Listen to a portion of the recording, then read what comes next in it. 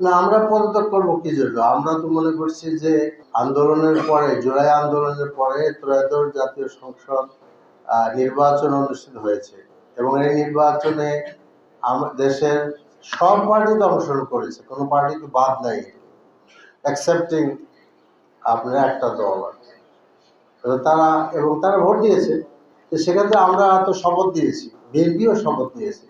কাজে এই প্রশ্ন তো আসে না যে আমরা পার্লামেন্টে আপনার থাকবো কি থাকবো না। পার্লামেন্টে অবশ্যই থাকবো আমরা পার্লামেন্ট থাকবো, ভূমিকা নিব এবং আমরা শক্তভাবেই ভূমিকা নিব, সবকিছু আমরা আইনের মধ্যে থেকে নিব।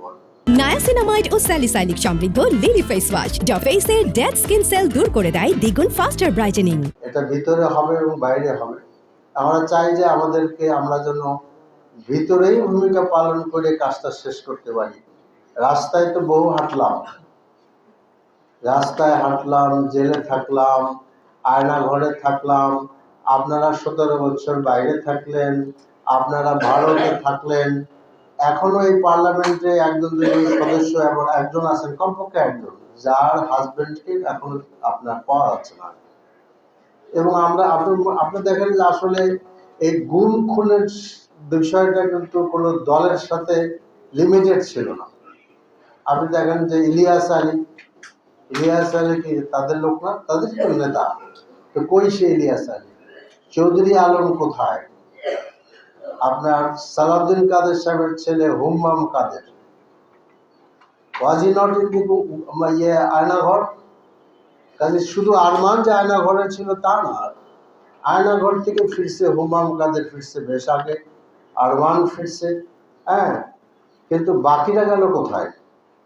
আয়নাঘরের বাকি বাসিন্দারা আরো কিছু কিছু লোক ফিরেছে। কাজে যাদের কাছে কিন্তু অনেক কোশ্চেন এবং অনেক লোকদেরকে আপনার ধরে নেওয়া হয়েছে বিভিন্ন জায়গা থেকে, বাসের থেকে, বাড়ির থেকে, অমুক জায়গার থেকে, তমুক জায়গার থেকে।